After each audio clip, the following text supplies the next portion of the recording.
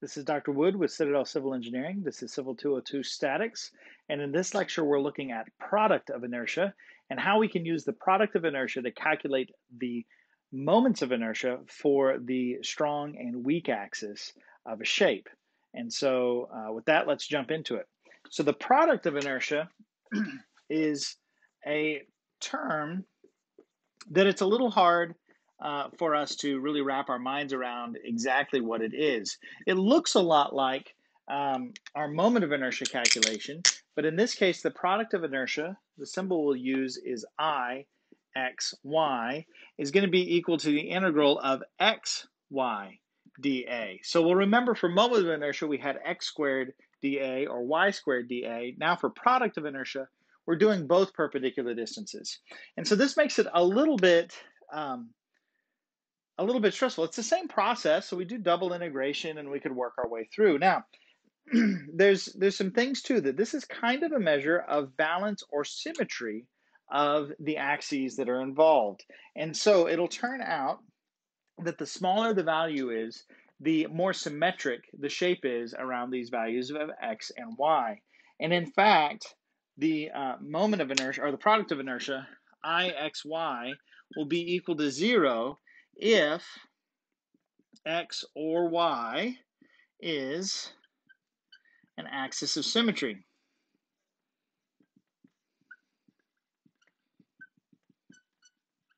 Okay, so it'll be 0 if x or y are an axis of symmetry. So that's fairly useful. We can use that pretty quickly to calculate it. And so you may say, okay, that's cool. That's neat. Product of inertia. It has its own parallel axis theorem.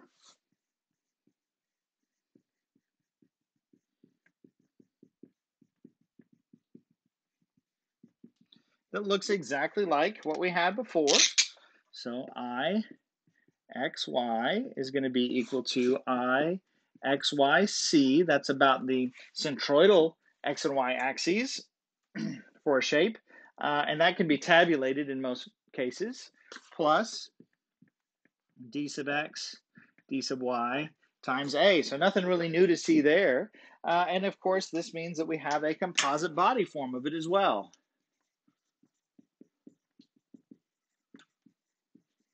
Composite body going on in the shape. And so in this case, we would have Ixy composite is equal to the sum of the Ixyc's plus the sum of the dx dy a. And so all of the process that we've used for calculating centroid locations and the moment of inertia, we can now replicate to do for double integration, right, for a continuous shape. We can use the parallel axis theorem to back calculate for a centroidal location, and we can use our composite body theory to tabulate the values and just multiply the product of inertia, add one more column, and we're in business to be able to calculate the product of inertia. The real question is, why would we ever want to know the product of inertia? And the reason for that is that we want to be able to identify the product of it, the moment of inertia about a strong or a weak axis. And so, for example, if I were to take a meter stick, just what we're saying here, now this is relating moment of inertia back to bending. Moment of inertia helps us quantify the stiffness in bending, right? And so if we think about it here, if I'm looking at this cross section, we can see it has a very low height, wide base. We know the moment of inertia about the centroid is going to be b h cubed divided by 12. And that's going to give us a moment of inertia that would help us identify this stiffness. Now, if I turn my moment of my beam this way, I'm going to have a b, which is very small, an h cubed that's much larger divided by 12. That'll give me the moment of inertia. And it turns out it's so stiff that it's actually fairly difficult for me to flex it in this direction. So I hope that makes sense. Now, that's one thing, because in this case, both x or y are axes of symmetry, which means that my product of inertia is equal to 0, right? So that's cool in those cases. But I might have a different shape. So let's say that I had extruded a shape that looked like our plate part here. Okay, so I got my plate part here. Y'all remember this guy? And I wanted to find out not what we've calculated together in the Zoom lecture, not the moment of inertia about the y-axis or the moment of inertia about the x-axis, but the moment of inertia that puts all that material as close as possible to the line. This would be the weak axis. So if we had made a beam where this was the cross section, it would flex around the weak axis. And I'm just kind of eyeballing it in here. That's the axis that puts it all together. And it would be strongest about this axis, 90 degrees to it. So that would be our min and max moment of inertia. And so the question is, well, how can we calculate that? In chapter 10.6 of your textbook, it gives you a rather complicated set of equations that you can use to solve that. And that's really cool. Have fun. Equations are the best. But I would argue that the better way to do this is to use a cool concept called moment of inertia. Now, or, sorry, not moment of inertia. Moment of inertia is awesome. But Mohr's circle. Mohr's circle. Mohr's circle is something you're going to use a lot in mechanics and materials. You use Mohr's circle for stress, normal stress versus shear stress analysis. You can also use Mohr's circle to look at strain. So we do that in advanced geotechnical classes. And in here, I'm going to just quickly draw a Mohr's circle for calculating the moment of inertia. I'm not expecting you to be able to use product of inertia or to be able to do this Mohr's circle in class or on an exam, but what I am trying to show you is how we can calculate the moment of inertia. I'm trying to introduce you to the ideas of Mohr's circle so that you've seen it at least once before you get to it in mechanics and materials. And so when we draw Mohr's circle, what we're going to do is we're going to have a couple of axes. Okay, now, because it's going to be a circle, yes? That'll be fun. So I'm going to have this axis and this axis, and it turns out that this axis is going to be where I plot my product of inertia. Okay, and this axis out here is going to be where I plot my moments of inertia. Okay, so for every given state, for each axis where I have an xy component, I'm going to have one product of inertia and a moment of inertia about the x-axis and a moment of inertia about the y-axis, and I'm going to plot that on this shape. And so I'm going to do 2 points, and right now I'm just picking 2 points kind of at random because we don't have a shape in mind. We'll actually do one in class. And what we're going to do here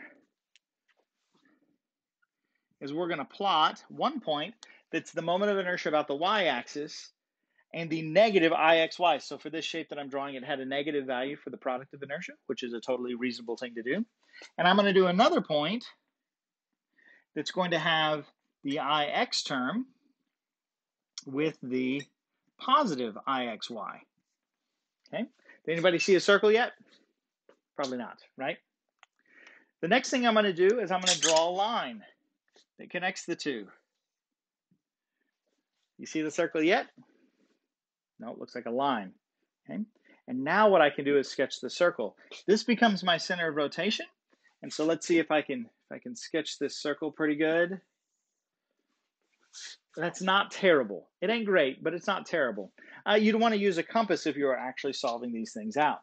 Okay, and so this is IY, IXY, IX, IXY, and so that's looking very good.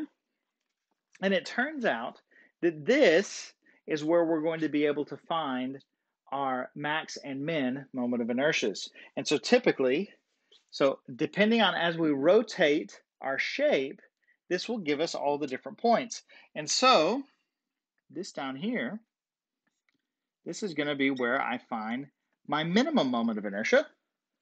And over here, this is where I have my max moment of inertia. And you'll notice at those points, my IXY is equal to 0. Now, it's not because that's an axis of symmetry, because the shape may not be symmetric, but it is going to be the place where the product of inertia is lowest, because that's going to give me my minimum and my maximum moment of inertia. And so that's pretty cool.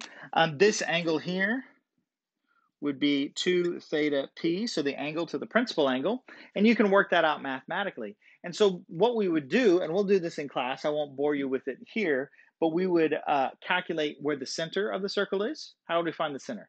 Well, we would look at the average of IY and IX. Yeah, that'd give us the center. And then I'd want to look at the radius of the circle. Yes, and that would be by calculating the square root of the sum of the squares of IXY and IX, or minus the center, right, to give us this distance, right? So there'd be a right triangle here, something like that, okay? Or we could look at it this way. And by calculating the radius, we could do the center plus or minus the radius to get our min or our max. I've also got a right triangle here, so we could calculate theta p doing that. The other way we could do this is we can do this by using a method called the pole method. Okay, so the pole method is where you look at your point IY, and I've plotted point IY. Well, what direction does my y-axis point? Well, it points in this direction. And so this is my y-axis, right? What direction does my x-axis point? Well, it points in this direction. And if you've drawn your circle right, which, you know, my circle is not exactly a circle, this point will actually be on the circle. Okay, so this would be called the pole. And then if you want to know the plane that the minimum or the maximum sits on, it would simply be those two planes. Isn't that cool? And so we're going to see a little bit of rotation here and a little bit of rotation here. And we could do more geometry if we wanted to find those angles exactly. But for what it's worth, this angle right in here, that's your theta p, right? And this is 2 theta p. And so that's your pole there. And so you can eyeball it in. And this pole method is super useful, especially for like geotechnical engineers where our precision with our input data is not high. It doesn't necessarily warrant a full analytical solution. Instead, what we might do is do something like the moment of inertia and use the pole method to say, okay, the failure plane is going to be about like that or about like that. And so that's how we could do it. And so using that method in class, we're going to go through and we will take this guy and we'll start here. I think we look at it like this, right? And we say, okay, I got an X component and I got a Y component axis, moment of inertia, and I'm able to calculate the product of inertia, and then I can draw the Mohr circle to show that there's my minimum or my maximum, so max moment of inertia. This is actually pretty close. So you see how that axis is drawn there? And my minimum is 90 degrees to that, like so, right? And so if we look at the minimum moment of inertia, it's going to spin the fastest, which means that'll be the axis that this shape would buckle around if it was extruded that way as the member. And then my maximum, slowest spin, highest moment of inertia, or the strongest bending axis if I were looking at my member. So hopefully that was mildly interesting to you. Mohr circle is super awesome. If mathematicians like their unit circles, engineers love their Mohr circles. So this has been a good little introduction to Mohr circle. Product of inertia, xy equal to 0 if we're on an axis of symmetry. Parallel axis theorem, composite body, Mohr circle now for product of inertia. You'll see Mohr circle again for strain analysis or stress analysis, where we look at normal stress versus shear stress in mechanics of materials. So you'll have fun with that. I believe this will be our last video for statics. So thanks for watching these videos and discussing them on the discussion board. And I look forward to seeing you in class as we finish out the semester strong. See you later.